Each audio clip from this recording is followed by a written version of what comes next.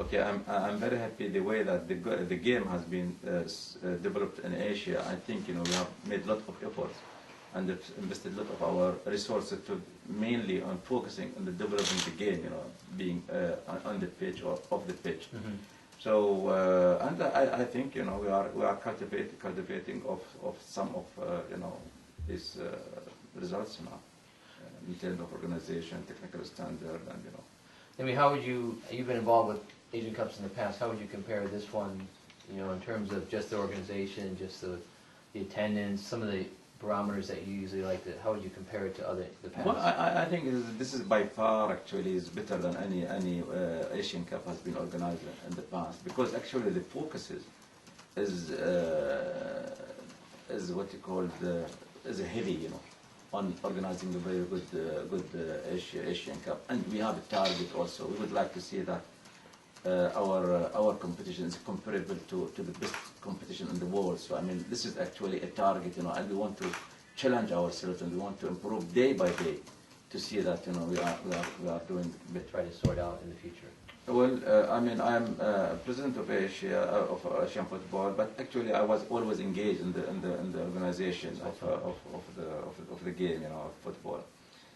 There are a lot of criticisms always directed to the referees, and thanks to God, in this tournament, very less, complaints. There is no complaint, and this is one headache actually. Anyone who's going to organize a football, competition is always, fear of.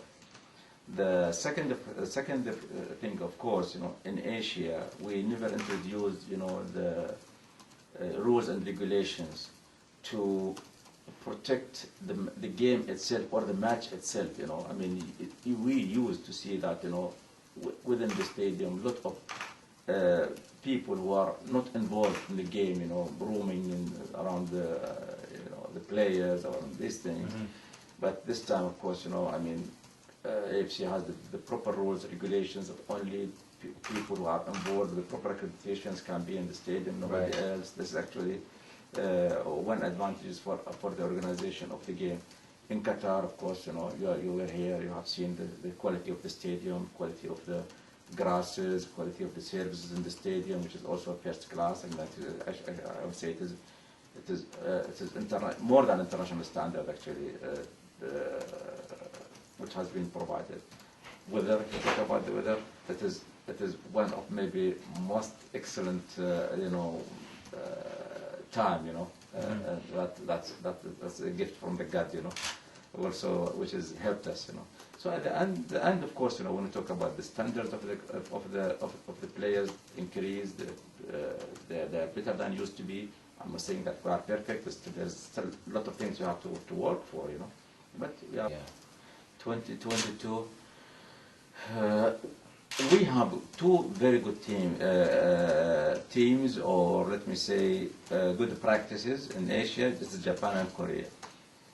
If there will be any, I believe, yes, Japan or Korea can be our team who left the World Cup. Although I believe that each of these nations has put a target for themselves. Each nation in Asia? Not of these two nations. Okay. Has put a target for themselves, to certain, years where they think they will be capable. But I can see the acceleration of the development in these two countries are actually very huge, and they can see, Yeah, actually now, of course, Asia was lacking the professionalism of the game. I mean, most of our players used to be amateur players or semi-professional, where the football is not their life. They are getting their what they live from the football. But now we are introducing the professionalism in Asia. Now we have more and more professional players who are living on football. Of course, the environment around them is still not perfect, because maybe we have professional players, but we don't have professional organizations. We are now transforming part of our clubs as a commercial entities, and we're insisting that they have to be full professional within the clubs. And I think, yes, what we are doing is huge jobs. Is actually more than other continents do today, in the world, because we have we have that a target. We would like to be equivalent to Europe and the best leagues in Europe and best football in Europe, and we know that we have to year by year to close this gap between us and Europe. So I mean, we have the goal, and we have the will to do so, and we are going to close. How do you think they'll do? Well, no, I think that today and in 2022, not only in 2022, today we have good standards. I mean, of course, we need to improve to be a world class team. But you see that our team from Asia, Japan was in the round 16 in 2010. But still, Qatar was very much is equivalent. I mean, to Japan, and they lost to Japan 3-2, in this competition. So it doesn't mean that the Qatar are in the zero level. No, they are actually in a very good level. This is in terms of the players, and in terms of infrastructure. I think when we also classify ourselves as a football nation, you can see what kind of football infrastructure we have got in Qatar, and we are proud of. So, which is actually also one way we think that we are a football nation. I think we are not going. I think personally, we are not going to win the World Cup into 2022, but we are. We have witnessed in so many occasions, so many teams also played the World Cup.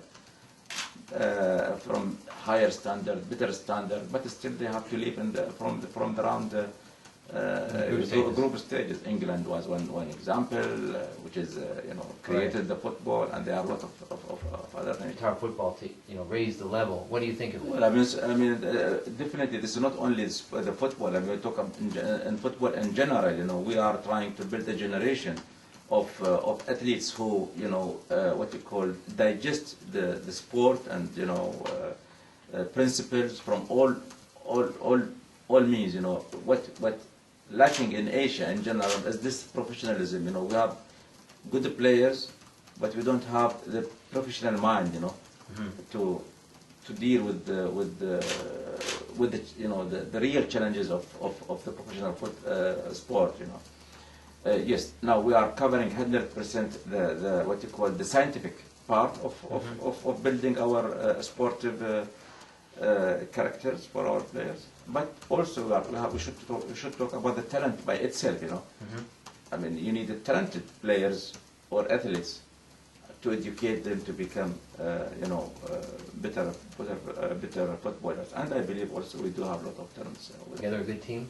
I think so, but again, if there is naturalized player, Qataris or lived in Qatar, or don't forget, for example, one of the best teams last World Cup 2010 was the German team.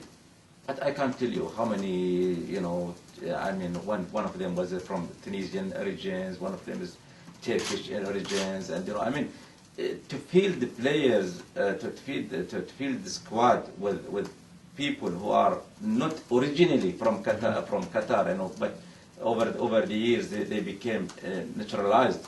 It is not a wrong thing, and it's not going to be the first practice if Qatar, have that squad in 2022. But I know that the years when we were also playing football as isolated nation, we have a lot of talented players, and we are very proud.